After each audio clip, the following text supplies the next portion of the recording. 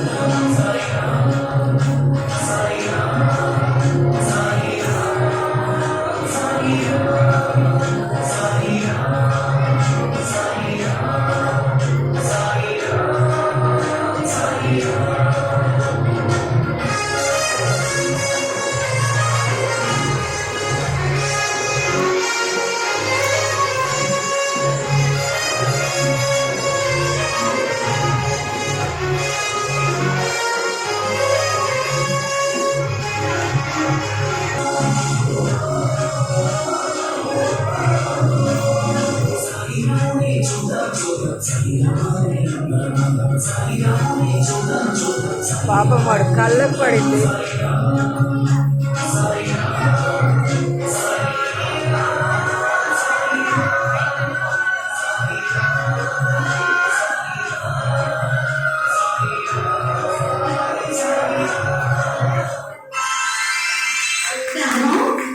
ఎప్పుడు వచ్చారా? 10 నిమిషాలు వచ్చి నీకోసం ఇంటికి వెళ్ళాను. ఇక్కడ ఉన్నామని చెప్పారు. మమ్మీ ఏమిట్రా? ఈ మోడల్ ట్రిప్ నీకు అర్థం కాలే. ఇంతకీ ఎక్కడ ఉన్నావు? పిల్లలు చక్కగా ఆడుతూ పాడుతూ ఉంటే చూసి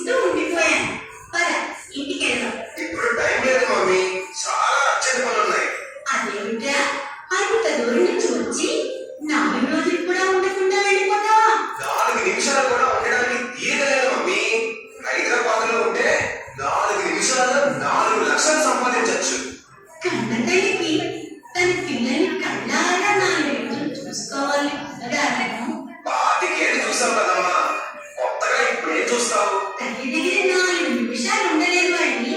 అసలు ఎందుకు వచ్చినట్టు? తల్లి రుణం తీర్చుకుందామని వచ్చాను. చిన్నప్పటి నుంచి నువ్వు నాన్న నా కోసం ఖర్చు పెట్టిన సొమ్మంతా అనా పైసలతో తీర్చేద్దామని వచ్చాను. ఇప్పటి వరకు 3,30,000 రూపాయలు అయింది. ఇదిగో చెక్కు, తీసుకో. తల్లిదండ్రుల ఆత్మీయతకు విలువ కట్టావన్నమాట. అంతకన్నా ఏం చేయాలి? అన్నీ సరిగ్గా లెక్క వేసావా నాయనా? ఏమీ మర్చిపోలేదు. అడుగుతున్నానని ఏమీ అనుకోకు. నేను 9 నెలలు మోసినందుకు కన్న తల్లి కడుపుకి తట్టి వేశావు, ఊరి కట్టావు. పసివాడిగా ఉన్నప్పుడు అసహించుకోకుండా అన్ని సఫలీలు చేశాను. ఆ సేవలకి ఎంత చాచి వేశావు. మీకు అనారోగ్యంగా ఉన్నప్పుడు ఎన్నోసార్లు కన్నీరు కార్చాను. ఆ కన్నీటికి ఎంత ధర కట్టావు. అమ్మగా ఆత్మీయతను పంచాను. దాని ఖరీదెంత? ఐఎమ్ సారీ మమ్మీ, ఇవి మర్చిపోయాను. వాటన్నిటికీ మరో 3 లక్షలు ఇస్తున్నాను. ఇందా చెక్కు, తీసుకో. ఈ డబ్బుతో మా రుణం తీర్చేసామన్నమాట. పూర్తిగా. అవును, రుణం తీరిపోయింది. ప్రాణం ఉన్న మనుషులకే విలువ లేనప్పుడు ప్రాణం లేని ఈ కవితాలు నాకెందుకురా? మమ్మీ, ఇవి చెక్కులు. వాటిలో 6 లక్షలు చించేసామే. చదువు సంధ్యాలే నాకేం తెలుసురా ఆ కవితాలు విలువ. అందుకే చించేశాను. మనుషుల కంటే కాగితాల విలువైనవని ఇప్పుడు నువ్వు చెప్తే తెలిసిందిరా. వయసులో నీకు మతిపోయేట్టుంది. కన్నతల్లులను కాగితాలతో తీసుకున్నప్పుడే పోయిందిరా నా మతి. వెళ్ళు నాన్న, ఆనందంగా సంతోషంగా వెళ్ళు.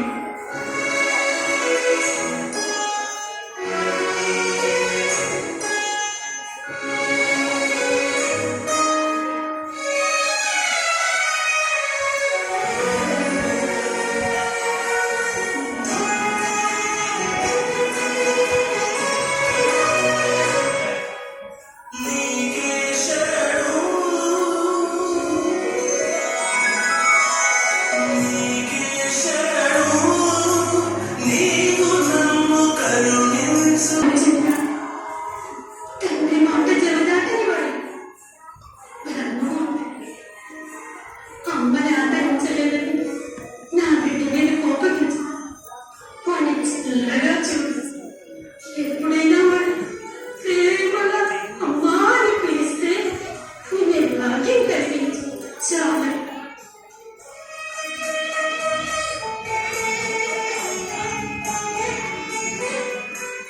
అమ్మా అమ్మా నువ్వా? నా కొడుకేమోనని భ్రమపడ్డాను. నీ కొడుకునే అనుకోమ్మా. కనకుండా నేను కొడుకు అని ఎలా అనుకుంటానయ్యా? కంటేనే కొడుకు అవుతాడా అమ్మా? ప్రేమ పంచితే కొడుకు అవడా? వెంకన్న, ప్రేమ లేకపోతే నా బిడ్డకెంత అభిమానంగా పలికిస్తావయ్యా? నువ్వు నా బిడ్డవే. మా ఇంటికి రావు, నేను మా అమ్మలా చూసుకుంటా. వెంకన్న, మీ అమ్మని ఆదరించాలని పెద్ద మనసు నీకెంత వచ్చిందిరా? చిన్నప్పుడు రామాయణ భారత భాగవతాలు మా అమ్మ కథలుగా చెప్పేదమ్మా. శ్రవణ కుమారుడు పుండరీకుడు తల్లిదండ్రుల సేవలు ఎలా చేసాడో చెప్పి, ఒరే వెంకన్న, ఏమనైనా మీ అమ్మలా చూసుకోవాలా అని చెప్పిందమ్మా. నేను మీ అమ్మలాగే చెప్తుంటే నా కొడుకు కూడా నీలాగే ప్రేమించేవాడేమో. దిగులు పడతాము, మా బాబాని ప్రార్థించు, అన్న తప్పకుండా వస్తాడు. బాబావారిని నువ్వు చూసావా? చూడటమే కాదు, అమ్మతో నుండి ఆమె మాటలు కూడా విన్నానమ్మా. బాబా ఏం చెప్పారయ్యా? ఆదిత్యుడు కంటే అమ్మే ఎక్కువ చెప్పారమ్మా. 1000 తల్లుల ప్రేమను పెంచి ఇచ్చే నా కన్నతల్లి బాబాను దర్శించి అమ్మను ఆదరించకపోతే ఎందుకు అమ్మాయి మనిషి జన్మ? ఆ దేవుడికి నిజమైన భక్తుడు వెంకన్నా. నీలాంటి గొప్ప మనసు డిగ్రీలు అందుకున్న ఎంతమంది ఉందిరా? అమ్మా, అమ్మ గురించి మా బాబా ఏం చెప్పారో తెలుసా?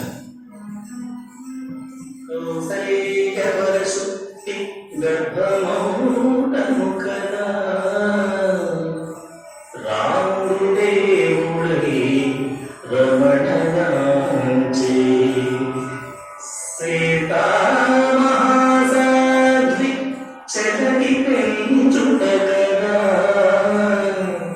కవలవ కుసులు ఘనులగుట చిజిరాల చెలకి పెంచుట కదా వీర శివాజీయు పేరు కాంచే ఉదయమాయి రంజిల్లి పెంచుట కదా గాంధీ మహాత్ముడై ఘనతగాంచే ప్రాణికోటి ఇది పరిమళించే ఆతరంబోచెడి అమ్మకంటే పాదరంబు వ్యక్తులి అవనిగలవే అమ్మ ప్రథమాక్షరంబు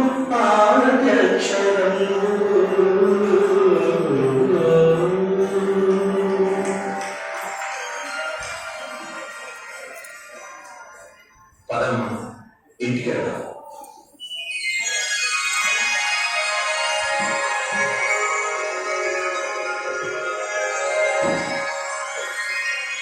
good morning sir. Good morning. కూర్చోండి. కూర్చోడానికి సమయం లేదండి. ఇది లక్షల లాభం వచ్చే కాంట్రాక్ట్. నేను